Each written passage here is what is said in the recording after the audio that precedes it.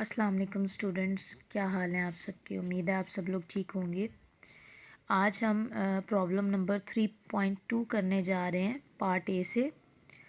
Question को सबसे पहले मैं रीड आउट करूंगी, उसके बाद हम इसको सॉल्व करेंगे। Environmental services in corporation performs various test on wells and septic systems.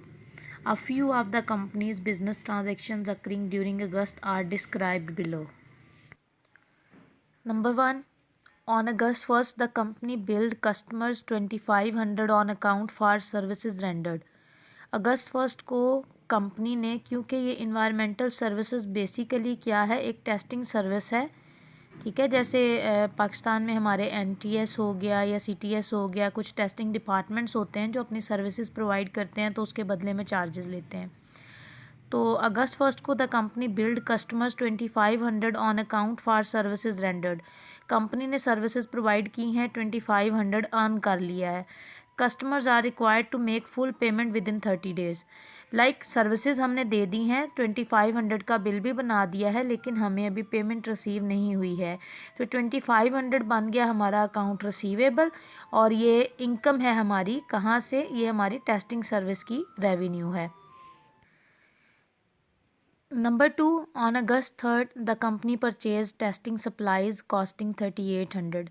Company ने टेस्टिंग सप्लाईज परचेज की हैं 3800 की, paying 800 cash and charging the reminder on the company's 30-day account at Penn chemicals. Company ने 3800 की supplies purchase की हैं। Testing supplies हमारा asset है, इंक्रीज़ हो रहा है, लेकिन हमने सिर्फ 800 कैश दिया है। बाकी जो 3000 की पेमेंट है वो हमने अभी नहीं की, वो पेमेंट हमने अभी करनी है। The testing supplies are expected to last several months.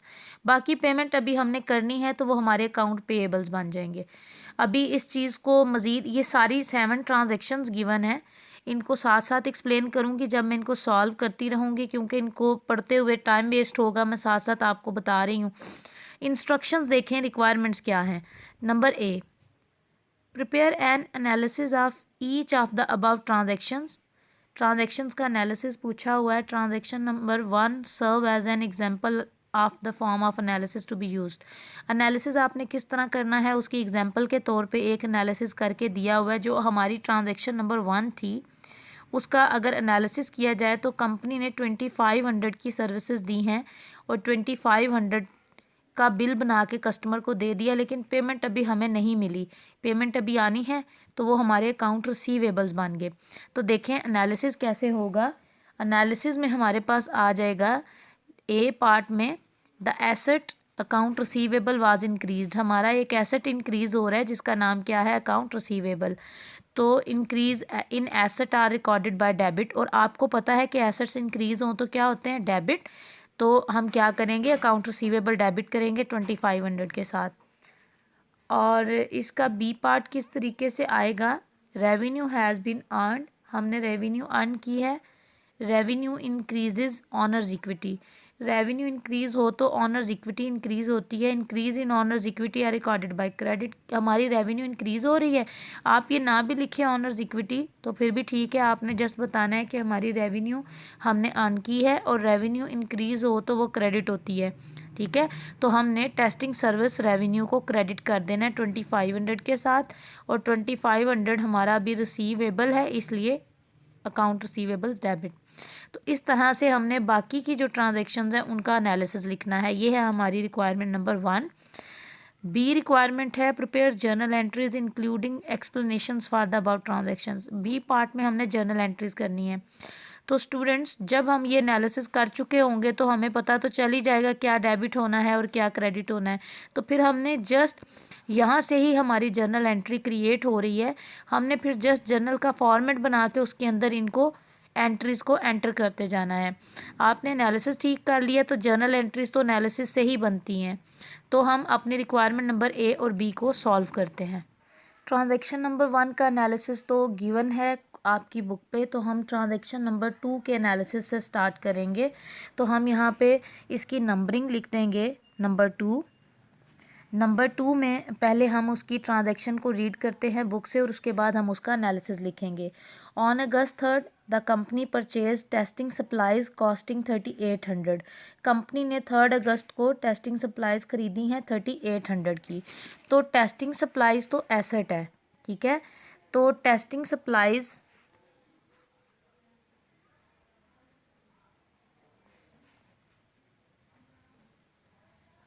हमारा एसेट है, is asset and asset is increasing. Asset हमारा इंक्रीज हो रहा है, ठीक है। टेस्टिंग सप्लाइज हमारा एसेट है और एसेट इंक्रीज हो रहा है। Increase in asset is always debit. जब भी हमारा एसेट इंक्रीज होता है वो क्या हो जाता है, डेबिट होता है, ठीक है। सो हम क्या करेंगे, इस एनालिसिस का निचोड़ ये आया, डेबिट करेंगे हम किसको, टेस्टिंग सप्लाइज को विद ₹3800। सेकेंड ट्रांजैक्शन को रिकॉर्ड करने के बाद हम इसकी थर्ड ट्रांजैक्शन को देखेंगे। On August 5th the company return to Penn chemicals 100 of testing supplies that were not needed. The return of these supplies reduced by 100 the amount owed to Penn chemicals. Transaction number 3 में जाके वो pen chemicals को $100 की testing supplies return कर रहा है। तो जो ट्रांजैक्शन नंबर 2 है अभी उसकी कुछ रिमेनिंग पार्ट्स रहते हैं, पहले वो हम कंप्लीट करते हैं। हमने टेस्टिंग सप्लाइज परचेज़ की 3800 की, तो टेस्टिंग सप्लाइज एसेट इंक्रीज़ हुआ, डेबिट हो गया 3800 के साथ। एनालिसिस हमने ये लिखा कि टेस्टिंग सप्लाइज जो हैं वो हमारा एसेट हैं, एसेट इंक्रीज़ हो तो वो डेबिट होता है, इसलिए टेस्टिंग सप्लाइज को हम करेंगे डेबिट विद ₹3800। अब दूसरी चीज़ जो हमने यहाँ पर देखनी है, फोकस करना है, वो ये है कि हमने कैश कितना पे किया है, 800 का कैश पे किया है। इट मीन्स कैश हमारा डिक्रीज़ हो रहा है with ₹800। Cash is also are asset, so asset decrease हो तो वो क्या हो जाता है, क्रेडिट हो जाता है। तो हम कैश को क्या करेंगे, क्रेडिट करेंगे विद ₹800। सो स्टूडेंट्स, ये मैंने स्टेटमेंट लिख दी एनालिसिस में, cash is decreasing, cash is asset, when asset is decreasing it is credit, so cash credit with ₹800। इसके अलावा इस ट्रांजैक्शन के अंदर एक तीसरी चीज़ भी है, वो क्या है, हमने टेस्टिंग सप्लाइज परचेज़ की हैं, जो हमारा एसेट डेबिट हो रहा है 3800 का, हमारा कैश क्रेडिट हो रहा है 800 का, बाकी का जो 3000 है वो हमने अभी पे करना है। तो हमारे अकाउंट पेएबल्स क्रिएट हो रहे हैं with ₹3000। Account payables basically liability है, सो हमारी लाइबिलिटी इंक्रीज़ हो रही है, लाइबिलिटी इंक्रीज़ हो तो क्रेडिट होती है। तो हम क्या करेंगे, अकाउंट पेएबल्स क्रेडिट कर देंगे विद ₹3000 और स्टेटमेंट कुछ इस तरह लिखेंगे। Number C, liability of account payable is increasing. When liability increases it is credit, so account payable is credit with ₹3000। सो हमने ट्रांजैक्शन नंबर 2 का एनालिसिस लिख लिया है, जो कि 3 पार्ट्स में आया। टेस्टिंग सप्लाइज डेबिट 3800 के साथ, कैश हमारा क्रेडिट 800 के साथ और अकाउंट पेबल्स भी क्रेडिट 3000 के साथ। लेकिन एनालिसिस हमने इस तरीके से लिखना है। अब हम चलेंगे ट्रांजैक्शन नंबर 3 की तरफ और देखेंगे कि उसका एनालिसिस क्या होगा। जैसा कि मैंने अभी अभी ट्रांजैक्शन नंबर 3 को पढ़ा भी था कि हमने जो टेस्टिंग सप्लाइज ख़रीदी हैं उसमें से हमने 100 की टेस्टिंग सप्लाइज वापस कर दी हैं। तो जब हमने टेस्टिंग सप्लाइज को ख़रीदा था तो हमारा एसेट इंक्रीज़ हुआ था। अब हम डेफिनेटली जब टेस्टिंग सप्लाइज को रिटर्न करेंगे तो हमारा एसेट, जो टेस्टिंग सप्लाइज वाला एसेट क्रिएट किया है, वो 100 के साथ डिक्रीज़ हो जाएगा। तो एक तो एनालिसिस में ये बात आई कि जो टेस्टिंग सप्लाइज हमने परचेज़ की थी वो वापस हो रही हैं 100 की, तो 100 के साथ टेस्टिंग सप्लाइज हमारी डिक्रीज़ हो रही हैं, एसेट डिक्रीज़ हो रहा है क्रेडिट, और एसेट तो डिक्रीज़ हो गया। तो जो चीज़ हम वापस कर देंगे, $100 की जो टेस्टिंग सप्लाइज हम जब रिटर्न कर देंगे तो ये $100 अब हमने पे नहीं करना। तो जो हमने अकाउंट पे बस 3000 के बना के रखे हुए हैं ना, अब वो 3000 के नहीं रहे, वो भी डिक्रीज़ हो गए हैं। $100 के साथ हमारे अकाउंट पेएबल्स भी डिक्रीज़ हुए हैं और हमारी टेस्टिंग सप्लाइज भी डिक्रीज़ हुई हैं। तो एनालिसिस में 2 चीज़ें आई हैं, टेस्टिंग सप्लाइज डिक्रीज़ हो गई, हमने उनको रिटर्न कर दिया, और हमने जो उनकी पेमेंट देनी थी, अब जो अकाउंट पेएबल्स थे वो भी पहले से कम हो गए हैं, अब उसमें हमने $100 नहीं देना है। तो हम इसका एनालिसिस कुछ यूँ लिखेंगे। ट्रांजैक्शन नंबर 3 का एनालिसिस ये रहा जो मैंने अभी अभी आपको समझाया, liability of account payable is decreasing. Liability normally credit होती है, जब वो डिक्रीज़ हो जाएगी तो क्या हो जाएगी, डेबिट हो जाएगी। सो account payable debit with ₹100। Testing supplies asset है, एसेट नॉर्मली डेबिट होता है, ये डिक्रीज़ हो रहा है तो ये क्रेडिट हो जाएगा विद ₹100। सो हमारी अकाउंट पेएबल्स डेबिट और आपकी testing supplies credit. Transaction number 4, on August 17, the company issued an additional 2,500 shares of capital stock at the rate 8 पर शेयर। कंपनी ने 2,500 के मज़ीद शेयर्स इशू कर दिए हैं और एक शेयर ₹8 का इशू किया है। The cash raised will be use to purchase new testing equipment in September. जो भी हमें अमाउंट आएगी बिजनेस के अंदर, डेफिनेटली जब हमारा कैपिटल हमारे शेयर सेल आउट हो रहे होते हैं, बेसिकली कंपनी में इन्वेस्टमेंट बढ़ रही होती है, तो आपको पता है कि कंपनी में कैश इंक्रीज़ होता है, और क्योंकि जो लोग शेयर्स परचेज़ करते हैं वो कंपनी के ऑनर्स ही होते हैं, इसलिए हमारा कैपिटल स्टॉक भी इंक्रीज़ हो जाता है। फर्स्ट ऑफ ऑल हम क्या करेंगे, हम देखेंगे 2,500 शेयर्स हैं और एक शेयर ₹8 का है। 2,500 को हम 8 से करेंगे मल्टीप्लाई, तो ये आता है 20,000। 2,500 शेयर्स हैं और एक शेयर ₹8 का है, तो 2,500 को 8 से मल्टीप्लाई करें तो 20,000 की इन्वेस्टमेंट आ रही है आपके बिजनेस में। सो कैश इंक्रीज़ हो रहा है, ठीक है, कैश एसेट है, इंक्रीज़ हो रहा है तो डेबिट। और कैपिटल स्टॉक इंक्रीज़ हो रहा है तो कैपिटल, आपको पता है कैपिटल क्रेडिट होता है, कैपिटल स्टॉक इंक्रीज़ होगा तो ये क्रेडिट हो जाएगा कि ये ऑनर्स इक्विटी है, और कैश इंक्रीज़ हो रहा है वो डेबिट हो जाएगा। तो हम इसका एनालिसिस कुछ यूँ लिखेंगे, cash is increasing, it's an asset, so cash will be debit with ₹20,000, क्योंकि एसेट इंक्रीज़ हो तो डेबिट होता है। इसी तरह कैपिटल स्टॉक हमारी ऑनर्स इक्विटी होती है, और कैपिटल इंक्रीज़ हो तो ये क्रेडिट होता है। सो ये इंक्रीज़ हो रहा है इसलिए ये क्रेडिट हो जाएगा विद ₹20,000। तो ये हमारा होगा ट्रांजैक्शन नंबर 4 का analysis. Transaction number 5. On August 22nd, the company received 600 cash from customers it had billed on August 1st.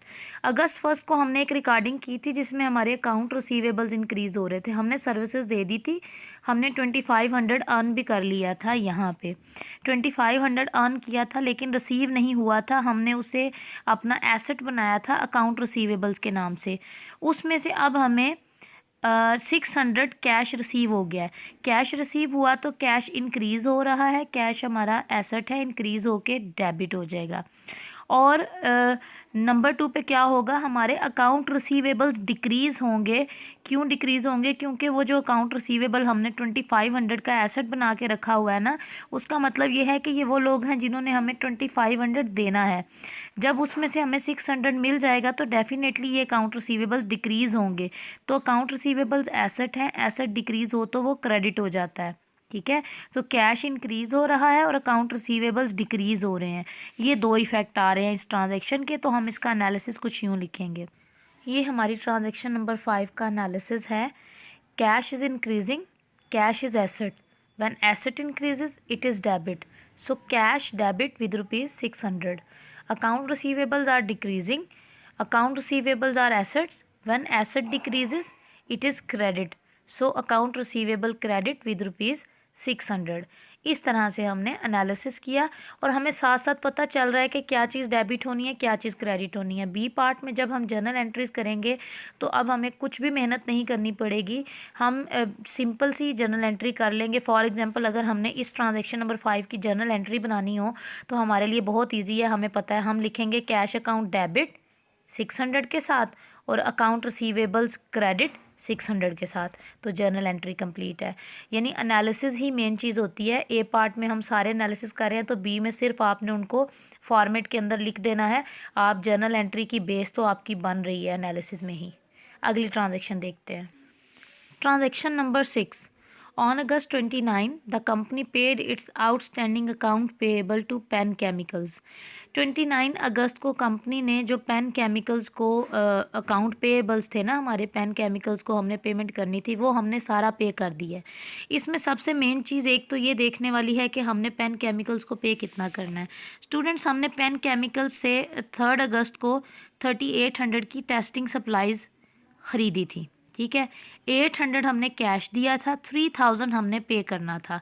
जो 3000 पेएबल था उसमें से भी 100 डिक्रीज़ हो गया था। क्यों? क्योंकि हमने 100 की टेस्टिंग सप्लाईज वापस कर दी थी, तो ये 100 जो चीज़ें हमने वापस कर दी हैं उसके पैसे तो नहीं ना हमने अब देने। तो जो 3000 देना था उसमें से 100 मज़ीद कम हो गया, तो हमने कितने पैसे देने थे? 2900 हमने देना था। तो अब हम क्या कर रहे हैं, जितने हमारे अकाउंट पेएबल्स थे वो हमने पे कर दिए हैं, यानी कि 2900 हमने पे कर दिया है। तो हमारे अकाउंट पेएबल्स हो गए हैं डिक्रीज़। अकाउंट पेएबल हमारी लाइबिलिटी होती है, लाइबिलिटी हमेशा क्रेडिट होती है, डिक्रीज़ हो जाए तो वो डेबिट हो जाती है। तो अकाउंट पेएबल्स हमारे डिक्रीज़ हो रहे हैं क्योंकि हम अब उनको पे कर रहे हैं, तो वो हमारी लाइबिलिटी अब नहीं रहेंगे, तो वो डिक्रीज़ हो जाएंगे। इसके अलावा हमारा, क्योंकि हमारा कैश भी डिक्रीज़ हो रहा है, क्योंकि जब जाहिर है हम जब पेमेंट करेंगे किसी को पैसे देंगे तो कैश क्या होगा? डिक्रीज़ हो जाएगा। कैश एसेट है, डिक्रीज़ होके क्रेडिट। अकाउंट पेएबल्स लाइबिलिटी हैं, डिक्रीज़ होके डेबिट। तो हम इसका एनालिसिस लिखते हैं। ट्रांजैक्शन नंबर 6 का एनालिसिस इस तरह से है। Account payables are decreasing. Account payable is a liability. When liability decreases it is debit. So account payable debit with ₹2900। 3000 के अकाउंट पेएबल्स थे, 100 की चीज़ें जब वापस कर दी तो 100 के अकाउंट पेएबल्स ऑलरेडी कम हो चुके थे, तो पीछे 2900 के अकाउंट पेएबल्स रहते थे। B, cash is decreasing. Cash is asset. When asset decreases it is credit. So cash credit with ₹2900। Last transaction हमारी इस क्वेश्चन की है। On August 30th a cash dividend totalling 6800 was declared and paid to the company stockholders. Cash dividend 6800 का company ने दिया है अपने stock holders को। तो डिविडेंड दिया है कंपनी ने। बेटा डिविडेंड जो है वो कंपनी के लिए एज सच एक एक्सपेंस की तरह ही आता है। क्यों? कंपनी के लिए तो ये एक्सपेंस ही है, वो अपने शेयर होल्डर्स को, अपने स्टॉक होल्डर्स को पे कर रहे हैं। तो कैश डिक्रीज़ हो रहा है 6800 के साथ, ये तो क्लियर हो गया। और डिविडेंड आपका डेबिट होगा, ये आपका एक्सपेंस है, क्योंकि ये एक्सपेंस आपकी ऑनर्स इक्विटी को रिड्यूस करता है। जब भी हम डिविडेंड देते हैं डेफिनेटली हमने उसी अमाउंट में से देनी होती है, तो ये हमारी ऑनर्स इक्विटी को रिड्यूस करता है। और कोई भी एक्सपेंस हो, कोई लॉस हो, वो अपने नाम से डेबिट होता है। तो हमने डिविडेंड पे किया है, तो डिविडेंड हमारा डेबिट हो जाएगा और कैश हमारा क्रेडिट हो जाएगा। इसका एनालिसिस हम कुछ इस तरह से लिखेंगे। सो ट्रांजैक्शन नंबर 7 का analysis, dividend is increasing, dividend reduces honours equity. So honours equity वैसे हमारी क्रेडिट होती है, ठीक है। तो जब ऑनर इक्विटी डिविडेंड की वजह से रिड्यूस हो रही होगी तो इसको डेफिनेटली डेबिट होना चाहिए, और इसके ऑनर्स इक्विटी के रिड्यूस होने की रीज़न डिविडेंड है, इसलिए डिविडेंड के नाम के साथ डिविडेंड डेबिट हो जाएगा अपने नाम से विद ₹6800। कैश इज़ डिक्रीजिंग, क्योंकि डिविडेंड पे कर रहे हैं तो कैश तो जा रहा है। Cash is decreasing, cash is asset, asset decrease हो तो credit, so cash account credit with ₹6800। So our analysis is done. Now we will move to transaction requirement number B. Requirement B है, आपने journal entries prepare करनी है। तो हम proper journal का format बना के उसमें जर्नल एंट्रीज करेंगे। स्टूडेंट्स, अब आपके लिए जर्नल एंट्रीज करना इतना मुश्किल काम नहीं है, क्योंकि सारी बात मेन एनालिसिस की होती है। अब ये एनालिसिस हमें जो बता रहा है, हमने डेबिट किसको करना है, इसको अगर देखें, डिविडेंड डेबिट 6800 के साथ, कैश क्रेडिट 6800 के साथ, तो आपको ये एक एंट्री नज़र आ रही है। आपने जस्ट एनालिसिस में से अब चीज़ों को उठा के एक फॉर्मेट के अंदर लिख देना है, तो आपकी जर्नल एंट्रीज क्लियर हो जाएंगी। तो मैं अब इन्हीं चीज़ों को जर्नल एंट्री की फॉर्म में लिख के आपको दिखा देती हूँ, क्योंकि एक एक चीज़ को मैं लिखूँगी तो वीडियो काफ़ी लंबी हो जाएगी, ठीक है। तो आप लोगों का भी टाइम बहुत कीमती है और मेरा भी। तो आपको मैंने बता दिया है कि इसी एनालिसिस में से अगर फॉर एग्ज़ाम्पल हम ट्रांजैक्शन नंबर 6 का एनालिसिस लिखते हैं, तो ये यहाँ पे देखें, अकाउंट पेएबल्स डेबिट 2900 के साथ और कैश क्रेडिट 2900 के साथ, तो ये एक एंट्री आपको नज़र आ रही है। तो मैं आपको दिखाती हूँ फाइनल इसकी जर्नल एंट्रीज कैसे आएंगी। सो स्टूडेंट्स, मैंने एक इसकी जर्नल एंट्री यहाँ पे पूरे फॉर्मेट में लिख के आपको बता दी है। जो ट्रांजैक्शन नंबर 1 के एनालिसिस में आपने देखा था, अकाउंट रिसीवेबल्स डेबिट और टेस्टिंग सर्विस रेवेन्यू क्रेडिट हो रही थी विद ₹2500, तो हमने इस तरह से एंट्री की शक्ल में उसको लिख के उसकी नरेशन लिख देनी है आपने, bill customers for services rendered, जो सर्विसेज रेंडर्ड की थी उसके लिए बिल कस्टमर्स को बना के दिया है। अभी पेमेंट नहीं आई इसलिए अकाउंट रिसीवेबल्स डेबिट और टेस्टिंग सर्विस रेवेन्यू हो गई क्रेडिट। इसी तरीके से आपने बाकी एनालिसिस में जिस तरह से आपको बताया है आपने इस तरह जर्नल एंट्रीज की फॉर्म में उसको लिख लेना है। तो रिक्वायरमेंट नंबर बी आप खुद कर सकती हैं, आपको मैंने उसका तरीकाकार बता दिया है और आपको पूरी एंट्री अब आपको पता चल गई है क्या डेबिट में लिखना है और क्या क्रेडिट में लिखना है। अब चलते हैं इसकी रिक्वायरमेंट नंबर बी और इसकी सी और डी की तरफ। इसमें थ्योरेटिकल आंसर आप लोगों ने करना है, वो मैं आपको दिखाती हूँ। How does the realization principle influence the manner in which the August 1st billing to customers is recorded in the accounting records? आपने इसमें एक्सप्लेन करना है कि जो अगस्त 1st की हमारी ट्रांजैक्शन है वो रियलाइजेशन प्रिंसिपल कितना उस पर असरअंदाज हो रहा है। रियलाइजेशन प्रिंसिपल के अकॉर्डिंगली ये ट्रांजैक्शन आपको क्या बता रही है कि वाकई ही में रियलाइजेशन प्रिंसिपल इफ़ेक्ट कर रहा है, इसमें इस पर अप्लाई होता है। अगस्त 1st को हुआ क्या था, हमने सर्विसेज दे दी थी, यानी हमने 2500 कमा लिया था, लेकिन हमें रिसीव नहीं हुआ था।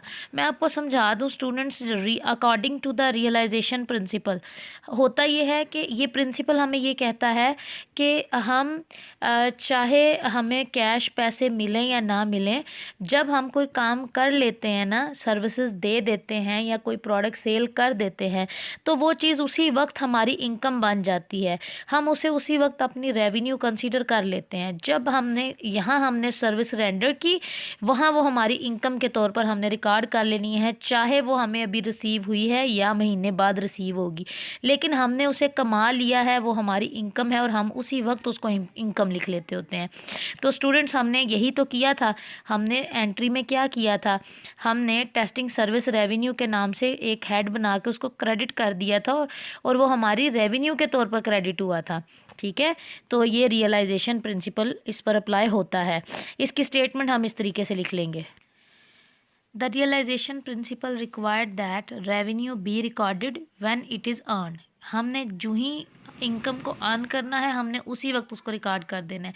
Even if cash is received or not for the goods or services provided, चाहे हमें अभी कैश में मिला है या नहीं मिला है। ये है रियलाइजेशन प्रिंसिपल और वाकई ही में ये प्रिंसिपल यहाँ अगस्त 1st की ट्रांजैक्शन के ऊपर अप्लाई हो रहा है, क्योंकि हमने इसको एज ए इनकम रिकॉर्ड उसी वक्त कर दिया है। हालांकि यहाँ कैश डेबिट नहीं है, अकाउंट रिसीवेबल्स डेबिट है। Requirement number D. How does the matching principle influence the manner in which the August 3rd purchase of testing supplies is recorded in the accounting records?